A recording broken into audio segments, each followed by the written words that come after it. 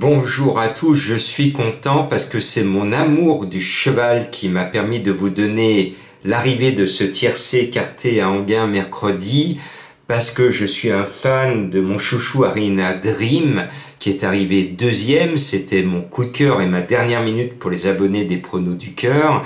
Je la voyais bien parce que j'avais été ému aux larmes lorsque l'entourage David avait gagné son quintet, et j'avais vu et senti ce jour-là qu'il y avait un grand amour entre l'homme et le cheval, et depuis c'est mon chouchou, et j'étais sûr que vu la qualité de son entraîneur qui a donné des leçons d'école à Jean-Michel Bazir, vous avez vu comment en quelques mètres il est passé de la deuxième ligne à la première ligne derrière l'Autostar. C'est vraiment une leçon de maître qu'il a donnée à tous les grands drivers du monde entier. David, bravo, bravo, parce que il a sa performance et il fait la performance dès les premiers mètres de course.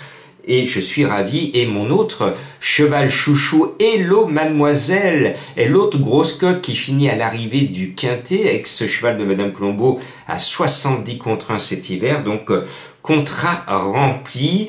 C'est la forme 100% de réussite pour les dernières minutes de Jean-Marc Huneur avant le départ, pour les abonnés des pronos du cœur. Et puis deux fois de suite, on me dit donne en 5. Et ben je donne tous les jours un ticket à 2 € en 5, une heure avant le départ. Et bien mardi, ça donnait le bonus 3 et bonus 4. J'en donnais 4 sur 5. Et aujourd'hui, avec mon ticket de dernière minute de 5 chevaux, il y en avait 4, bonus 3 et 4 pour seulement 2 €. Voilà, mission remplie. Ce jeudi, ça va être beaucoup plus dur. 20h15, hein, parce que actuellement ça fluctue les horaires des quintets. On court à la fraîche plutôt le soir. Donc un joli lot de 3 ans, et moi je les aime bien ces lots de 3 ans parce que des chevaux qui valent mieux que les quintés, mais ils jouent à cache-cache avec le handicapeur, ils ne montrent pas leur valeur, et puis dès que c'est le jour du quintet, boum, on gagne facile. À ce petit jeu, j'ai trouvé le coquin qui a caché un peu ses cartes pour pas qu'on voit qu'il a beaucoup de qualité. C'est le 15 Louman, et merci monsieur le handicapeur, lui donne la course.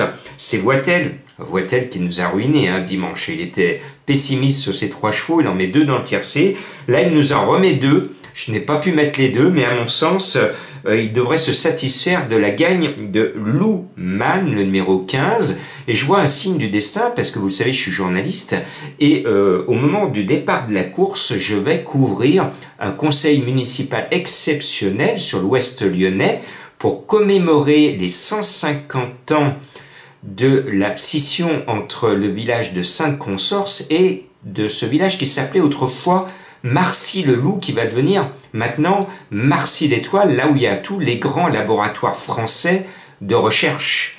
Eh bien, je trouvais que c'est un joli signe du destin au moment où je vais être en reportage anciennement Marcy-le-Loup, que Louman court le quintet. Donc, vous savez, je suis très sensible au nom des chevaux et au signe du destin. Donc, ce loup peut commémorer de son côté les 150 ans de l'indépendance de ce petit village de l'ouest lyonnais qui est l'un des plus gros sur le plan économique, avec tous les laboratoires qui sont sur son terrain, donc que ce soit Mérieux, Sanofi, donc des noms qui sont connus dans le monde entier. Donc ce 15 Louman, je le sens bien, voilà, tous les feux sont au vert, tous les ingrédients sont réunis pour qu'il fasse une bonne performance. Et puis en haut de tableau, il y en a un qui cache aussi un peu son jeu, je pense qu'il vaut mieux qu'un quintet, c'est le 2 Sunfast, l'entraîneur Ed, qui n'est pas Freddy mais l'autre, monté par Mandizabal. C'est un cheval qui ne sort pas des 4 et qui est généralement 2-3. Il ne va pas changer ses bonnes habitudes, et on le verra à un meilleur niveau dans un proche futur. Vous m'en direz des nouvelles de ce numéro 2. Et puis le 9 Swift Spirit est un cheval qui a du talent. Alors il y a 3 pantales, on a le même casse-tête chinois que dimanche avec 3 Voitel. Alors à chaque fois, il faut faire plouf plouf, c'est toi que je choisirais. À ce petit jeu, j'ai tapé sur le 9. Non, plus sérieusement, j'ai bien fait le papier. À mon sens, si je ne me trompe pas, et si les 3 ont montré leur valeur, c'est bien le 9 Swift Spirit qui a la meilleure chance. Avec ce Spirit, j'ai pris quand même ma boule de cristal au cas où, et la boule m'a dit oui, c'est le meilleur des 3, donc c'est très bien. Ce 9 monté par Barzalona, Michael Barzalona, Cravache d'or 2021, portant les couleurs classiques au dauphin, normalement ce sont des gages de qualité, de confiance. Après, je mets un cheval que j'ai repéré et j'ai dit à Madame Colombo, mais pourquoi tu ne le mets pas? Parce que je pensais que tu allais le mettre, parce que pour moi c'est une évidence. Licorne, cheval de légende, ce numéro 3, Barbero Benoît avec un tel nom, mais alors là, c'est du cousu humain. Vous le savez, je suis très sensible au nom, au joli nom des chevaux. Alors là, Licorne, je dis bravo à l'éleveur. Voilà un joli nom de cheval. Il va rentrer dans la légende. En plus, c'est une fifi. Elle devrait faire quelque chose de bien. Moi, j'y crois fort, très fort, à ce numéro 3. Et puis en bas de tableau, je ne joue pas le cheval, mais le jockey. C'est Stéphane Pasquier, Monsieur Quintet. Je l'ai oublié dimanche. Je m'en suis mordu les sabots. Cette fois, je ne l'oublie pas, elle est en selle sur le 14 Jolimpa, qui peut paraître barré, mais l'animal est à 22 contre 1. Tiens, pour du Monsieur Quintet, Stéphane Pasquier à 22 contre 1. En bas de tableau, le cheval, si on enlève sa dernière déception qui est à peu près tout le temps dans les 3, eh bien moi je me dis attention, attention, danger pour ceux qui ne vont pas mettre Pasquier sur leur ticket. Je l'aime bien. Je pense qu'elle va faire quelque chose de pas mal.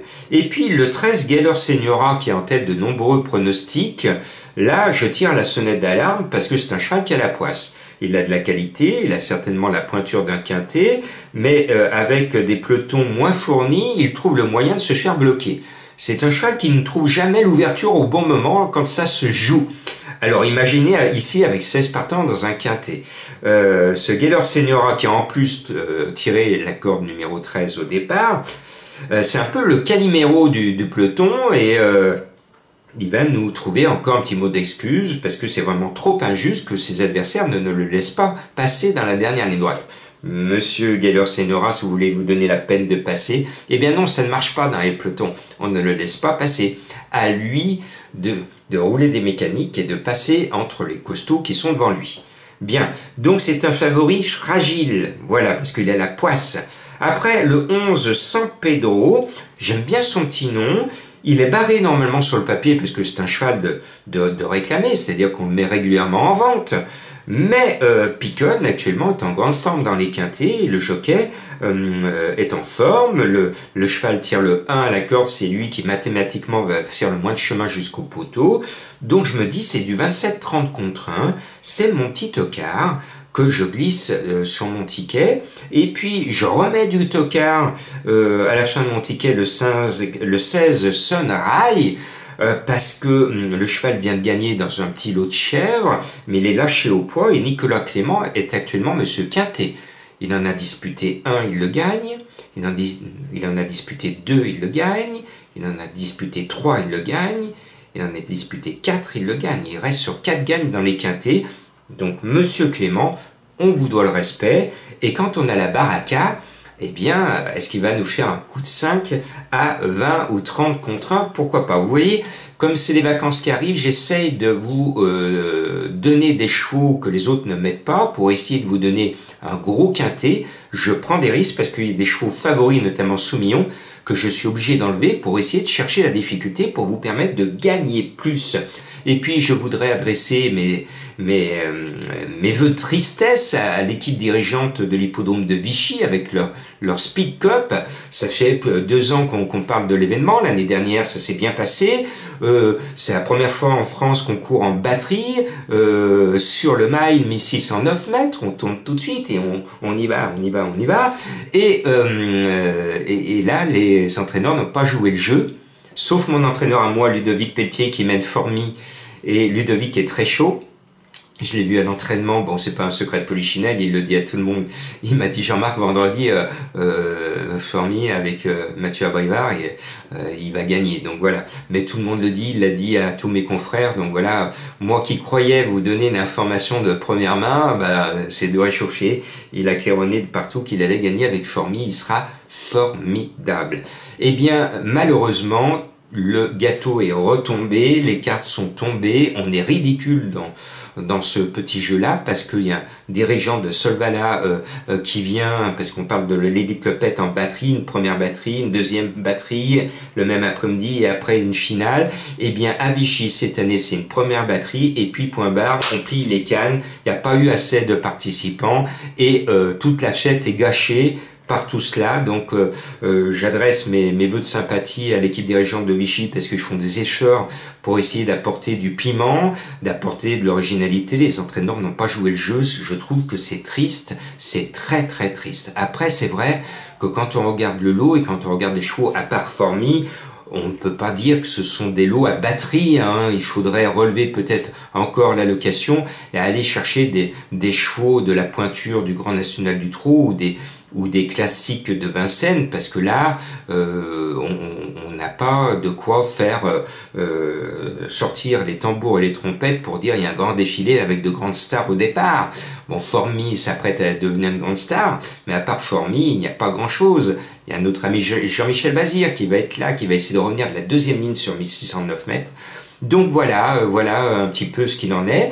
Cette semaine, mes chevaux mystères sont pas en grande forme. D'habitude, ils étaient tout le temps là. Bah là, pas là. Bon, désolé, hein, ce sont des chevaux qui ont des noms rigolos. Là, c'était Fats Domino, le cheval que j'aime bien. Il n'est pas à l'arrivée et je vous l'avais donné parce que je donnais le même jour. J'ai vu pas plus tard qu'hier le film Elvis où on voit le célèbre musicien qui était dans le film. Et je me suis dit tiens, c'est un signe, il faut que je le donne en cheval mystère. Et quand je vois la pauvre Céline Dion qui doit voir actuellement le film Elvis qui est somptueux, et quand notre Céline a dû voir son film à elle qui est bien niais, eh bien elle doit sortir son mouchoir actuellement, bien que j'ai passé un bon moment devant la relecture de la vie un peu naïve de cette grande chanteuse, mais franchement, allez voir plutôt Elvis, c'est un très très grand film, il a une belle musique,